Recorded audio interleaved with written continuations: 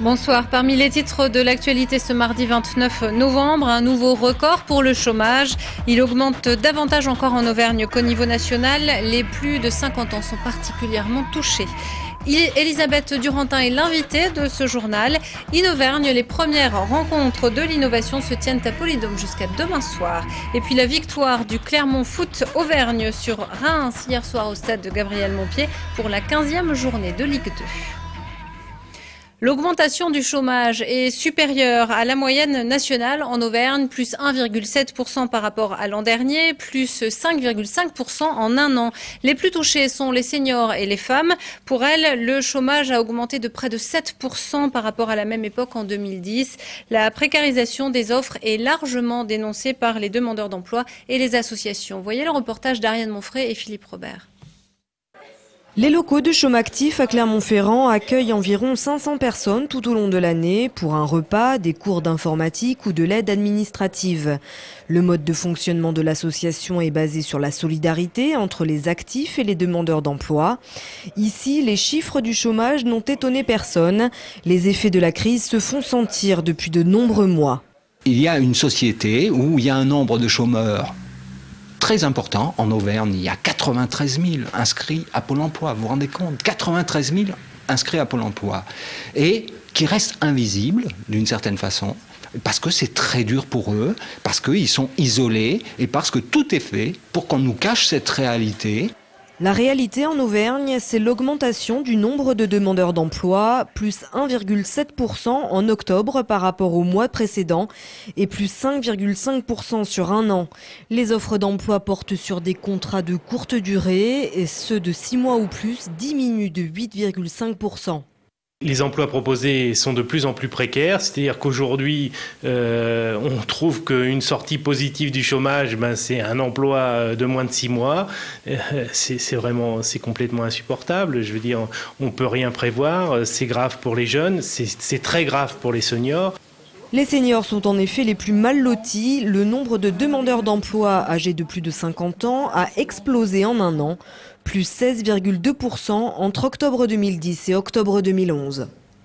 Elisabeth Durantin est l'invitée de ce journal. Bonsoir. Bonsoir. Vous êtes la directrice de l'ARDE Auvergne, l'agence régionale de développement économique. Un premier commentaire sur les résultats du chômage qui augmente.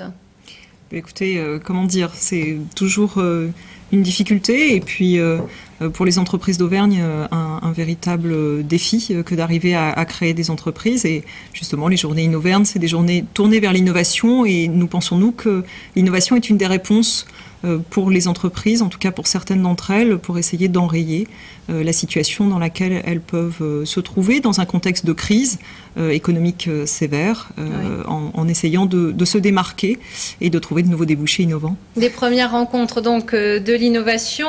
Quelle est la motivation première de ce rendez-vous, Elisabeth Durantin ? Alors l'idée, c'était de rapprocher le monde de l'innovation, qui est plutôt le monde de la recherche des laboratoires, avec le monde de l'entreprise, qui est plutôt le monde du business et de la production, de la mise en marché. L'idée étant évidemment de faire se rencontrer ces deux mondes et d'essayer d'en faire sortir des projets collaboratifs et de créer de la valeur ajoutée sur le territoire régional, bien sûr, de l'emploi, de la richesse pour l'Auvergne. Alors 2 axes de travail pendant ces 2 journées, innover, collaborer. Que faut-il entendre par entreprise innovante? Qu'est-ce qui va différencier une entreprise innovante d'une entreprise classique? Alors, il y a une définition très précise de l'entreprise innovante, mais nous, en Auvergne, nous considérons que toute entreprise qui a des idées et qui est créative, en réalité, peut très bien être innovante.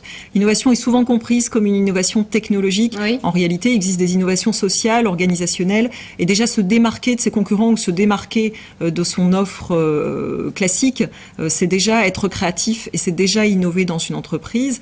Et l'objectif de ces journées, c'est de répondre à toutes ces questions de chefs d'entreprise ou de directeurs de recherche ou de directeurs commerciaux qui s'interrogent sur comment est-ce que je peux faire pour sortir de ce que je sais très bien faire aujourd'hui et pour arriver à conquérir de nouveaux marchés et à créer de la valeur pour mon entreprise. Des exemples d'entreprises innovantes en Auvergne, vous pouvez nous en donner un ou deux? Alors aujourd'hui, on témoignait par exemple, bien évidemment, Michelin, qui est connu justement pour avoir toujours capitalisé sur son innovation et toujours axé son développement sur son innovation.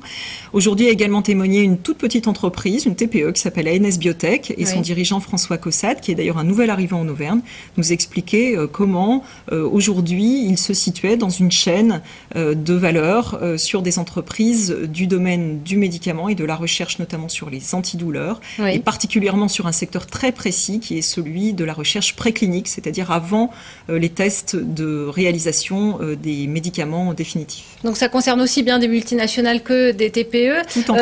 Collaborer, ça c'est l'autre axe de travail. Ça veut dire que est-ce que ces entreprises ont besoin finalement d'un rendez-vous tel que celui-ci pour le faire, pour se rencontrer, pour porter des projets collectifs? Alors, pas toutes.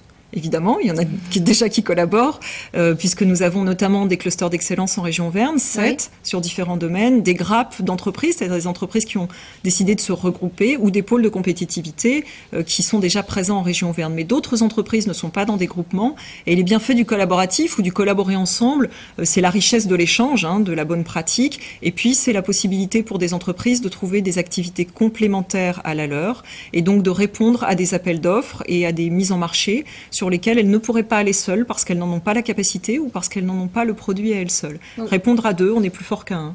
Donc est-ce que finalement ces rencontres InnoVergne doivent être un facilitateur dans les projets à mener? C'est un peu l'enjeu, faire rencontrer les entreprises entre elles au même titre que faire rencontrer la recherche et les entreprises et en tirer des projets. Susciter des projets. La première journée est passée. Est-ce que ça s'est bien passé justement? Est-ce que les entreprises auvergnates étaient au rendez-vous? Les entreprises auvergnates étaient au rendez-vous. Nous avons 320 participants qui sont attendus sur ces 2 journées. Aujourd'hui, on a eu environ déjà 200 participants qui sont venus, qui ont travaillé donc en conférence, en atelier ou sur des rendez-vous d'affaires. Et aujourd'hui, se sont tenus environ 60 rendez-vous d'affaires déjà. Un forum de l'innovation. Environ la moitié donc des participants étaient des entreprises et ce soir, je les ai quittés au moment du cocktail et visiblement la satisfaction était au rendez-vous. En tout cas, les chefs d'entreprise ne nous avaient pas encore laissés et étaient encore avec nous à 18h. Donc on peut considérer que c'est un succès. Elisabeth Durantin, merci. Donc je précise que ces rencontres de l'innovation se poursuivent jusqu'à demain soir à Polydôme avec le lancement officiel de la maison InnoVergne. Merci. Merci. L'installation du comité de suivi de la RCEA ce mardi à Moulins, présidé par le préfet de région. Ce rendez-vous fait suite à l'annonce en juin dernier par Nathalie Kosciusko-Morizet de la mise en concession routière de cette 2x2 voies. Il s'agit d'un comité de concertation dont le but affiché est de permettre le démarrage rapide des travaux de cette route qui est le théâtre de nombreux accidents mortels. On écoute François Lamy, joint au téléphone par Catherine Lopez à la sortie de la réunion à Moulins. Il explique que la raison d'être de ce comité de suivi. Il y a un comité de suivi que je préside qui se concerte, qui permet la concertation entre les services de l'État et notamment les élus au sein de ce comité sur des sujets aussi différents mais aussi essentiels que les travaux d'urgence que nous sommes en train de réaliser, qui concernent des aires de stationnement, qui concernent des mises à 2x2 voies sur certaines parties du tracé ou la création d'aires de service. On a examiné également la question des barrières de péage, puisque vous savez qu'en Saône-et-Loire, c'est une question qui se pose. Le Parti socialiste s'organise en prévision des élections législatives. Jeudi soir, un vote interne devra désigner les candidats pour les différentes circonscriptions du Puy-de-Dôme. On suivra particulièrement le résultat concernant la première circonscription, celle de Clermont-Nord, car face à la députée sortante Odile Saugue, le nom d'une jeune candidate, Carole Courcial, est soumis aux militants. Explication Romain Duché. On pensait Odile Saugue seule en lice pour représenter le PS sur Clermont-Nord. C'était sans compter sur la candidature surprise de Carole Courcial. Âgée de 38 ans, cette conseillère municipale de Clermont, proche des idées d'Arnaud Montebourg, défend l'économie sociale et solidaire. Carole Courcial entend incarner le renouvellement des générations et des pratiques. Elle mène d'ailleurs une campagne très active sur le web. Comme en 81, une nouvelle génération de députés accompagnait François Mitterrand pour porter l'avenir de la France. Comme en 97, une nouvelle génération de socialistes accompagnait Lionel Jospin pour organiser la gauche plurielle, je suis convaincue que demain, une nouvelle génération de députés doit accompagner François Hollande pour construire l'avenir de la France et la transformation sociale. Pour Odile Sogue, on ne peut pas bâtir un programme uniquement sur le renouvellement. Du haut de ses 68 ans, la députée sortante brigue un 4e mandat consécutif. Elle met en avant son expérience pour défendre les sujets qui lui tiennent à cœur, comme la mixité sociale, la laïcité ou le droit des femmes. J'ai une connaissance du terrain qui est très forte, j'ai une connaissance du milieu de l'entreprise puisque j'ai été 36 ans employé Michelin et j'ai été délégué du personnel. Donc je voudrais pouvoir faire vivre tous ces engagements et toute cette passion à nouveau au service de mes concitoyens. Les quelques 400 militants PS de la première circonscription vont-ils faire le choix du renouvellement ou de l'expérience? Réponse jeudi lors du vote interne. Un nouveau visage pour le groupe scolaire privé Le Franc-Rosier qui accueille quelques 880 élèves de la maternelle à la 3e. Des travaux de grande ampleur sont programmés à partir de juin prochain pour 2 ans. Un bâtiment de plus de 5000 mètres carrés sera reconstruit à neuf dans le quartier de l'Avenue de la République. Le coût total de l'opération s'élève à 12 millions d'euros, entièrement financé par l'ensemble privé Jean-Baptiste de la Salle qui rassemble 3 groupes scolaires. On écoute le directeur du Franc-Rosier au micro de Philippe Robert sur les améliorations attendues d'un tel projet. Ce bâtiment sera adapté aux outils notamment numériques de demain, avec un projet qui me tient à cœur, qui sera notamment au collège, et puis en lien avec l'école évidemment, de créer une classe numérique. À partir du moment où on est dans des lieux plus fonctionnels, on peut utiliser les nouveaux outils de façon plus efficace.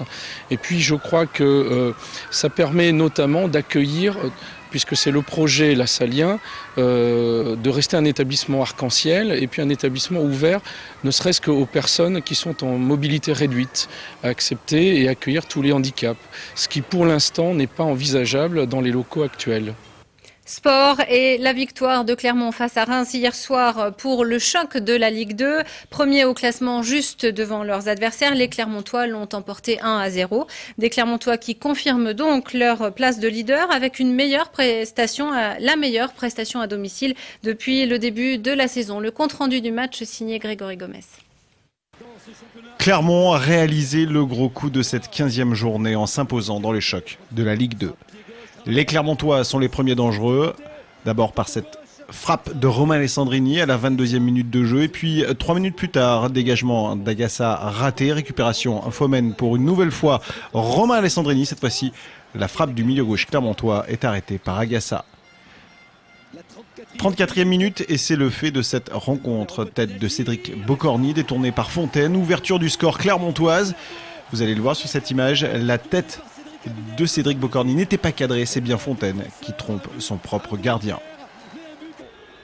40e minute de jeu, image exceptionnelle puisque c'est la seule occasion champenoise de cette rencontre. Tête de Gilas détournée par Farnol. Deuxième période, les Rémois sont plus dans les duels, un peu trop même comme ici Mathieu Fontaine sur Yacouba Silla. Le milieu de terrain clermontois est séché. Fontaine écopera seulement, on a envie de dire, d'un carton jaune. Décidément, Fontaine qui n'aura pas fait grand-chose de bon ce lundi soir.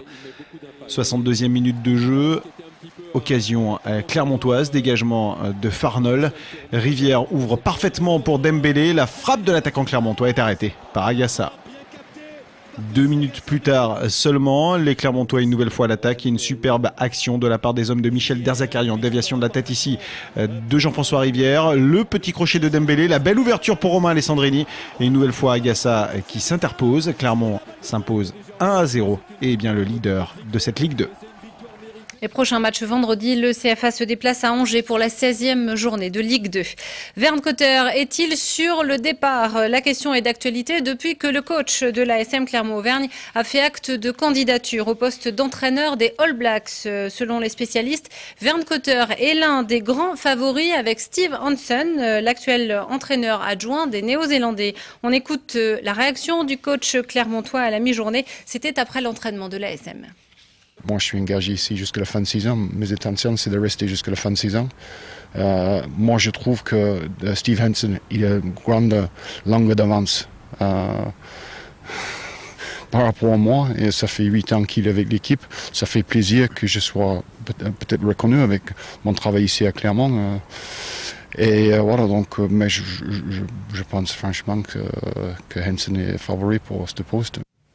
Des propos recueillis par Martial Delecluse, et à noter que la fédération néo-zélandaise rendra sa décision avant Noël quant au choix du futur sélectionneur. C'est la fin de ce journal. Merci de votre attention. À suivre les prévisions météo. Je vous donne rendez-vous demain pour nos 2 rendez-vous d'infos, 12h30 et 18h30. Excellente soirée à tous.